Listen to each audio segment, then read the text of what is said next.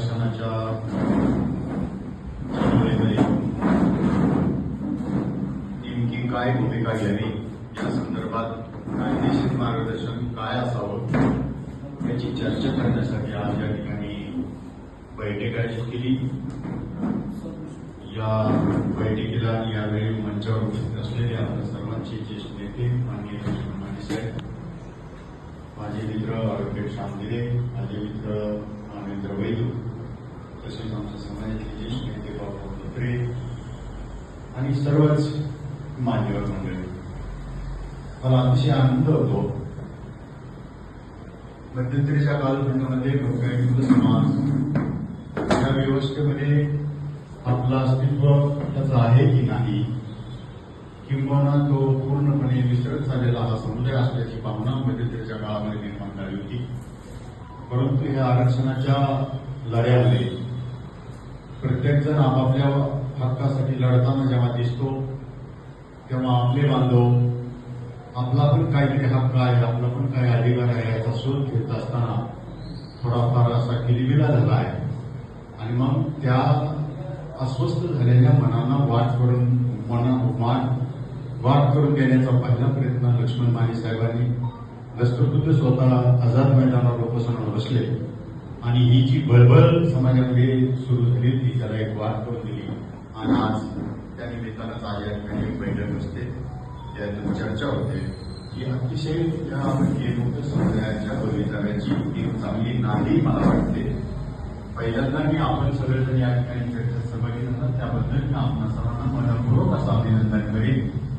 बांधवांनो, लोकशाहीमध्ये समस्या असतात, पण त्या समस्याचं उत्तर हे एकत्र चर्चा करून एकत्र मार्ग काढून त्यासाठी रस्ता करून देण्याची एक प्रक्रिया असते आणि त्या प्रक्रियेचा भाग आपण आज होतो आहे। अतिशय मोठा आणि आपल्या हक्काचा विषय आहे। पहिल्यांदा माने साहेबांनी जो मुद्दा आपल्या हाती या चर्चेला ठेवला तो म्हणजे भारतीय मुक्तांचा एससी मध्ये सहभाग, त्याचा समावेश करण्यामध्ये कायदेशीर काय बाबी आहे त्याचं चेकिंग करण्यासाठी आपण या ठिकाणी आता या ठिकाणी जयराव गायकवाड येणार आहेत असं मला सांगितलं गेलं आहे। कायदेतज्ञ गुणरत्न साहेब या ठिकाणी येणार आहेत त्यांचं सांगितलं आहे आणि सध्या त्यांचा सल्ला सगळे समाज घेण्याच्या प्रयत्नात आहे ते आपल्यासाठी काय सांगतील या खरं उत्सुकतेपोटी मी पण या ठिकाणी आलोय, जरी कार्यकर्ता म्हणून काम करत असतो। त्या संदर्भातल्या काही गोष्टी ज्या बेसिक काही मुद्दे काही संकेत असणाऱ्या गोष्टी मला ज्या आढळून आल्या त्या संदर्भात फक्त थोडीशी चर्चा मी करेन। खरं तर मी कायदेतज्ञांचं या ठिकाणी मार्गदर्शन करण्यासाठी आलो। माने साहेब, माझ्या वचनातून आलेली गोष्ट मी पहिल्यांदा सांगू इच्छितो। आज मराठा समाज ओबीसी मध्ये येण्याचा प्रयत्न करतोय, तो संघर्ष पाय टपाला गेलाय आपल्या सगळ्याला माहिती आहे। मराठा ही येऊ पाहतात तो वर्गाचं नाव आहे ऑदर बॅकवर्ड क्लास म्हणजे ओबीसी, इतर मागास वर्ग। आणि आपल्यातलेच काही बांधव आम्हाला एसटीत घाला म्हणून मोठं आंदोलन सुरू झालेलं आहे, आपल्याला ते माहिती म्हणजे बंजारा समाजाचं आज आंदोलन चर्चेत आहे आणि हे बांधव म्हणतात आम्हाला एसटीत टाका। हा मुद्दा आपण सगळ्यांनी पहिल्यांदा समजून घेतला पाहिजे। लाखोच्या संख्येनं मराठा समाजाच्या आंदोलनाच्या नंतर आपल्या बंजारा बांधवांनी महाराष्ट्राला आम्ही पण मोठ्या संख्येने आहोत, आम्ही पण ताकदीने आहोत असा संदेश बंजारा समाजाने महाराष्ट्राला देण्याची सुरुवात केलेली आहे आणि तो अजून कुठल्या विकोपाला जाईल येणाऱ्या काळामध्ये सांगता येत नाही। आपण सगळ्यांनी एकत्र बसून विचार हा करण्याची गरज आहे मला असं वाटतं। माने साहेब, पहिल्यांदा 1931ला जात न्याय जनगणना झाली आणि जेव्हा जात न्याय जनगणना झाली त्यावेळेस बॅकवर्ड क्लासची लिस्ट तयार झाली, मागासवर्गीयांची यादी तयार झाली। त्या मागासवर्गीय यादीमध्ये 1932ला या देशातले अस्पृश्य यांचा समावेश केला गेला, या देशातले आदिवासी त्यांचाही समावेश केला गेला आणि कदाचित आपल्या चर्चा झाली नसेल कदाचित तिसरा सुद्धा एक प्रवर्ग त्याच्यामध्ये समावेश केला, त्याचं नाव वंडरिंग ट्राईब्स। बांधवांनो, आपला हा भटका समाज 1932च्या यादीमध्ये बॅकवर्ड क्लासच्या लिस्टमध्ये सामील झालेला आहे. त्याची यादी इंग्रजांनी केलेली आहे. आता मी त्या पुढे बोलत जात नाही. आता मराठा आणि ओबीसीच्या मधला जो संघर्ष चालू आहे तो संघर्ष आम्हाला ओबीसी घालना म्हणण्याची संघर्ष आहे. म्हणजे ऑदर बॅकवर्ड क्लास म्हणजे ओबीसी मध्ये घालण्याचा संघर्ष आहे. आणि हा ओबीसी मध्ये मराठा समाजाला समावेश करण्याचा संघर्ष हा 1994 पासून सुरू झालेला आहे. मंडल आयोगाने ओबीसींना 27% राजकीय आरक्षण दिलं, शिक्षण आणि नोकऱ्याचं आरक्षण दिलं, तेव्हापासून हा संघर्ष सुरू झालेला आहे. आणि मग आपल्याला कळलं नाही आपण बीसी का ओबीसी. 94 साली आपल्याला मंडल आयोगानं ओबीसी टाकलं गेलं.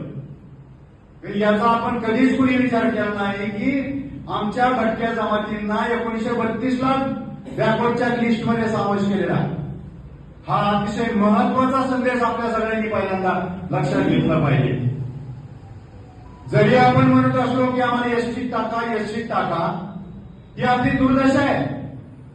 आपण भटके, आपण एका गावात न राहणारी माणसं, एका तालुक्यात जिल्ह्यात न राहणारी माणसं, एका राज्यातही न राहणारी माणसं. आपला संपूर्ण देश आपला हा शिवार होता बांधवांनो. त्यामुळे पोट भरण्यासाठी हा समुदाय एका जिल्ह्यात नाही, एका राज्यात नाही, तर संपूर्ण कन्याकुमारी पासून काश्मीर पर्यंत आपलं पोट भरण्यासाठी भटकलेला आहे.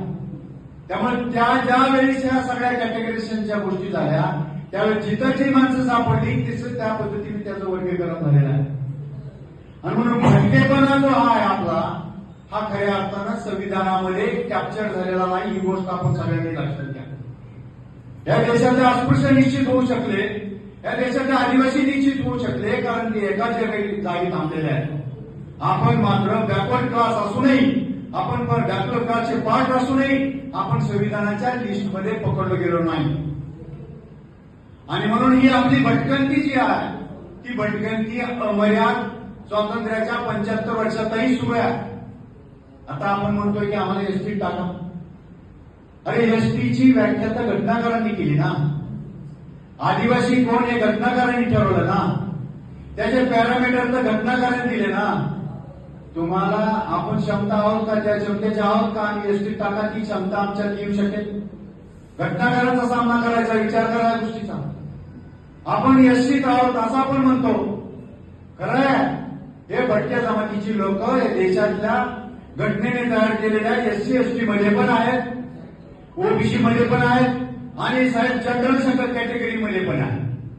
ही आपल्या समाजाची झालेली दुर्गावस्था आहे. आता यासाठी आपल्याला खूप ताकदीने लढावं लागेल. हा विचार करण्याची गोष्ट आहे.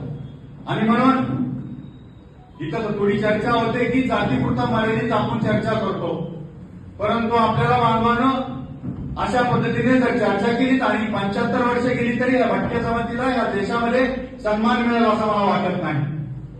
आणि म्हणून काळ्या दगडाची पांढरी तसतशी वेळेस मला वाटते पहिल्यांदा आपण सगळ्या भटक्या जमातींनी एकत्र आलं पाहिजे, संघटित झालं पाहिजे. हा याचा उत्तर आहे. आणि म्हणून हा लढा फार मोठा आहे. वयाची 75 वर्षे घातल्या माणसानं, वयाची 50 वर्षे या समुदायाच्या उद्धारासाठी